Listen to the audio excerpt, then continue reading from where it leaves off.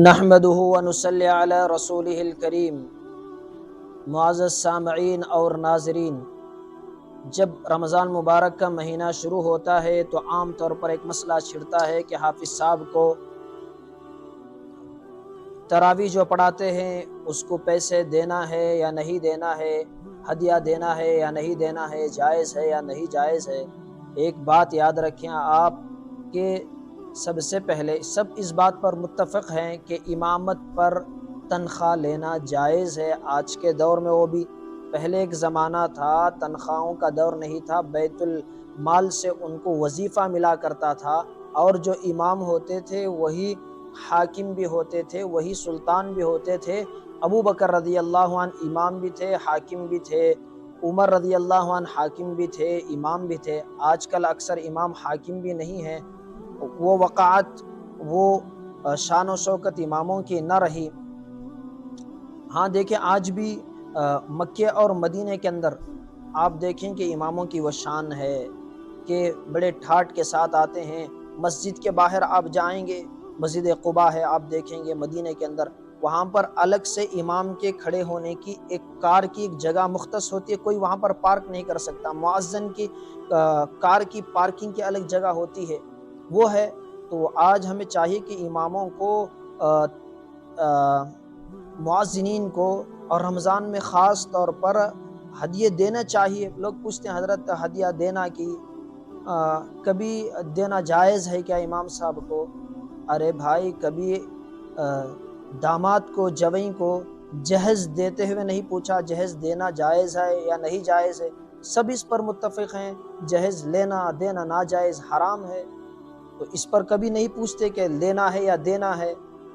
ایک رات میں آ کر ناچنے والے قوالوں کو اور گانے والوں کو 1-1 لاکھ روپے، 50-50 ہزار روپے دیتے ہیں یا نہیں؟ آپ خود سوچیں۔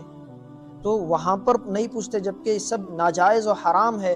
اور یہاں جب دین کی خدمت میں لگے ہوئے ہیں تو یہ تو دین کے سپاہی ہیں۔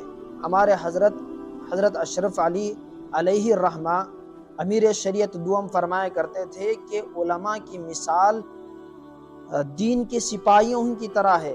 جس طرح سے سرحد کی حفاظت کرنے والے، ان کو مثال کے طور پر پولیس ہے، سرحد کی حفاظت کرنے والے ہیں۔ آپ دیکھیں کہ قوم ان کے کپڑوں کا انتظام کرتی ہے، ان کے گھر ان کا مفت، لباس مفت، تنخواہ مفت، ان کے بچوں کو تعلیم مفت ہے۔ اسی طرح علماء بھی دین کے لیے وقف ہو چکے ہوتے ہیں، حفاظ و علماء۔ آپ دے حضرت اقدس تھانوی رحمۃ اللہ علیہ نے لکھا ہے، محبوس کا نفقہ ملہ الحبس کے ذمے ہے، یعنی جس کے کوئی کام کے لیے وہ خاص ہو چکا، تو جس نے اس کام کے لیے خاص کیا ہے اس کو، تو اس کا نفقہ اس کے اوپر ہے۔ اس کی ایک مثال اور دوں کہ کوئی نکاح کر کے بیوی کو لا کر محبوس کر لیتا ہے، اب سے اپنے قبضے میں کر لیتا ہے، تو اور بیوی اس کے کام کرے گی، اس کے لیے اولاد دے گی، اس کے بچوں کی پرورش کرے گی، تو اس کے لیے نفقہ دینا، اس کے لیے زائد خرچ دینا، یہ تمام شوہر کے ذمے ہے۔ اسی طرح سے جس طرح یہ مثال ہوئی، سپاہی کی مثال ہوئی، تو اسی طرح سے علماء بھی تو دین کے لیے خاص ہوتے ہیں۔ حفاظ سارا رمضان تمہارے لیے خاص ہوتے ہیں، قرآن یاد کرتے ہیں، سناتے ہیں، اور قرآن کا ثواب آپ کو معلوم ہے۔ قرآن کے اندر 3 لاکھ حروف ہیں، سب کا اس پر اتفاق ہے، ایک حرف پر 70 نیکیاں رمضان میں، تو 21 کروڑ نیکیاں تو صرف آپ کو امام تو قرآن سنا کر آپ کو دے رہا ہے۔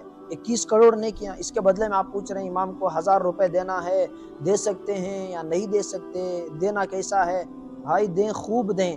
اور جو لوگ کہتے ہیں، آپ دیکھیں کہ محبوس کا نفقہ ملہ الحبس کے حق میں اشرف علی تھانوی رحمۃ اللہ علیہ نے لکھا ہے، اور یہی حضرت اشرف علی تھانوی رحمۃ اللہ علیہ نے لکھا ہے کہ امامت کی تنخواہ جائز ہے۔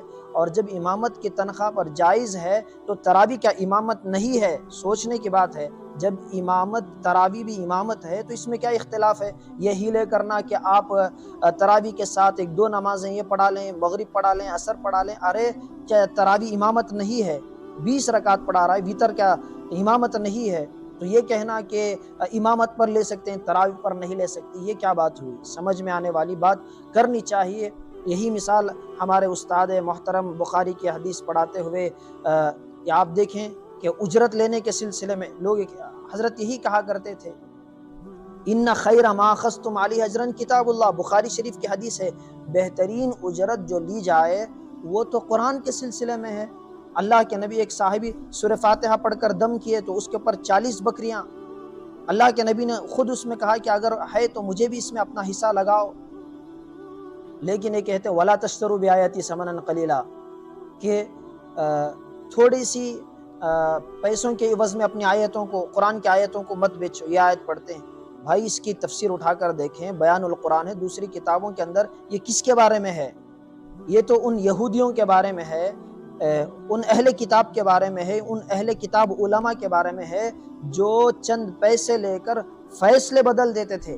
یعنی تورات کے اندر مثال کے طور پر کوئی بڑا مالدار بادشاہ، اس سے زنا ہو گیا، زنا کی سزا اس زمانے میں بھی یہ تھی، اس تورات کے اندر بھی یہ تھی کہ رجم کیا جائے، پتھروں سے مار کر شادی شدہ زنا کرتا ہے ختم کر دیا جائے۔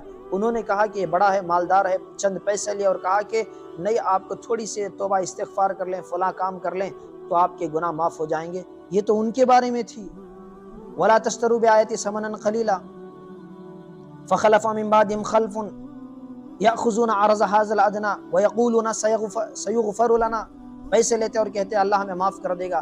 یہ تو ان اہل کتاب یہودیوں کے بارے میں تھی جو تورات کو رد و بدل کرتے تھے۔ یہاں کون سے بھائی رد و بدل کر رہے ہیں؟ یہاں کہاں کہہ رہے ہیں؟ آپ دیکھیں، ایسا ہوتا تو قرآن اب تک کتنا بدل چکا ہوتا۔ 1500 سال کا عرصہ گزر رہا، آج تک ایک حرف نہیں بدلا۔ تراجی کے اندر ایک حرف بھی آگے پیچھے کر دے، زیر زبر تو پیچھے سے لقمہ دیتے ہیں۔ تو ایسا محفوظ قرآن، وہ آیتیں اٹھا کر اس میں فٹ کرنا اور یہ کہنا کہ قرآن کا بھائی آپ دیکھیں کہ یہ ہم کس دور میں رہ رہے ہیں اور کون سی تنخواہیں ہمیں مل رہی ہیں جس پر آپ یہ کہہ رہے ہیں جائز ہے، ناجائز ہے۔ ایک حافظ، ایک عالم بن کے آتا ہے تو آپ دیکھیں کہ بعض لوگ یہ بھی کہتے ہیں للہ کام کریں۔ ارے بھی للہ ہی تو یہ کام کر رہے ہیں، مہینے میں، سال میں ایک مرتبہ آپ چند رقم دے کر، چند ہدایہ دے کر اس کے اوپر اتنے سوالات، جائز ہے یا ناجائز ہے۔ آپ دیکھیں کہ ایک حافظ عالم بنتا ہے تو تقریباً 15 سال لگ جاتے ہیں اس کے لیے۔ اگر یہی 15 سال اگر وہ ڈاکٹر بنتا، لائر بنتا، انجینئر بنتا تو اس کی ماہانہ تنخواہ صرف رمضان میں نہیں، ماہانہ تنخواہ اس کی 1 لاکھ ہوتی۔ ارے یہ 10-15 ہزار روپے میں گزارا کر رہا ہے اور رمضان میں آپ چند ہدایہ دیتے ہیں، اس پر پوچھتے ہیں کہ حضرت دینا ہے، جائز ہے۔ بھائی کبھی آپ نے یہ آ کر نہیں پوچھا کہ داماد کو جائز ہے یا ناجائز ہے؟ جہیز دینا، جہیز میں کار دینا جائز ہے، دینا بھی حرام، لینا بھی حرام۔ ایک رات میں آ کر گویا گاتا ہے، قوالی کرتا ہے تو ایک رات میں 50,000 روپے، 1 لاکھ روپے دے رہے ہیں۔ وہاں ناجائز و حرام کبھی کوئی نہیں پوچھتا کہ دینا ہے یا نہیں دینا ہے۔ دینا بھی حرام، لینا بھی حرام، جہیز دینا بھی حرام، نہ دینا بھی حرام۔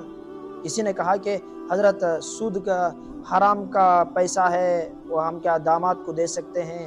اس نے کہا کہ حرام پیسہ ہے بھئی، کیسا نہیں، حرام کا پیسہ حرام زادے کو دینا کیسا ہے؟ بہرحال الفاظ سخت ہیں لیکن بات یاد رکھے۔ اور ایک 26ویں میں یا 27 کی رات میں قرآن ختم ہوتا ہے، مٹھائی تقسیم کرنا، یہ کیسا ہے؟ بھائی پورے مسائل آپ کو یہی پر آتے ہیں۔ آپ دیکھیں کہ حضرت عمر رضی اللہ عنہ قرآن کی تفسیر مکمل کے سورہ بقرہ کی صرف اونٹ، نہر عمر جزوراً، ایک اونٹ کو ذبح کر کے دعوت کی۔ ہاں یہ ہے کہ چندہ کر کے مانگ کر یہ نہ دیا جائے کہ بھائی حافظ صاحب کو تنخواہ دینا ہے بھی دیو، 50 روپے دیو، 100 روپے دیو۔ یہ کہاں کی بات ہے بھی؟ عزت کے ساتھ اچھا پیسہ انہیں نوازا جائے۔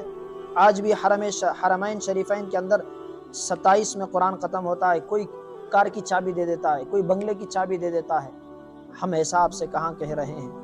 لیکن یہ جب بھی رمضان آتا ہے تو شروع ہو جاتے ہیں کہ بھئی یہ لینا کیسا ہے، یہ دینا کیسا ہے۔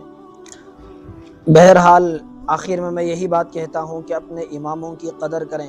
آج بھی آپ دیکھیں کہ غیر مسلموں کے یہاں ان کے پنڈتوں کی کیا قدر ہے، کیا ویلیو ہے، انہیں کیسے ہدایہ نوازتے ہیں کہ اور آپ چرچوں کے اندر چلے جائیں، پادریوں کے پاس سارے گناہ کر کے آتے ہیں اور کہتے ہیں کہ آپ ہمارے سارے گناہ دھلا دیجئے، یہ لیجئے ہدیہ، ایسے نوازتے ہیں بھائی۔ لیکن مسلمانوں کے یہاں اتنی تنگ نظری۔ بہرحال ان تمام چیزوں کو چھوڑیں۔ میں کوئی ایک نئی بات آپ کو ابھار نہیں رہا ہوں، جو بات ہم بھول گئے ہیں اس چیز کو ہم یاد دلا رہا ہوں کہ یہ نائب رسول ہوتے ہیں، اللہ کے نبی کے بعد ان کا مقام و مرتبہ ہے۔ اللہ کے نبی نے بہت اس کی فضیلتیں بیان فرمائی ہیں۔ بہرحال اللہ تو اس لیے کہ آپ دیکھیں ایک مرتبہ غالباً عالمگیر رحمۃ اللہ علیہ کوئی اور بزرگ تھے، فجر کی نماز میں آئے تو امام صاحب قرات میں اٹک گئے، تو اس کے بعد وزیر کو کہا کہ جا کر 1000 اشرفیاں دے کر آؤ۔ انہوں نے کہا کہ امام صاحب اٹکے تو آپ انہیں ڈانٹنے کے بجائے اتنے پیسے دے رہے ہیں۔ انہوں نے کہا کہ تمہاری تنگ نظری تو یہی ہے کہ ارے امام صاحب قرآن پڑھتے پڑھتے اٹک رہے ہیں، تو مطلب ہے گھر کی کوئی ٹینشن ہے جس کی وجہ سے ان کا ذہن نماز میں نہیں ہے، ان کو ہم دے کر فارغ کر دیں تو وہ ہمارے لیے فارغ ہو جائیں۔ ایسے بادشاہ، ایسی قوم کی آج ضرورت ہے۔ اللہ تبارک و تعالی ہم سب کو بھی علماء دین کی قدردانی کرنے کی اللہ تعالی توفیق عطا فرمائے۔ آمین۔ وآخر دعوانا الحمدللہ رب العالمین۔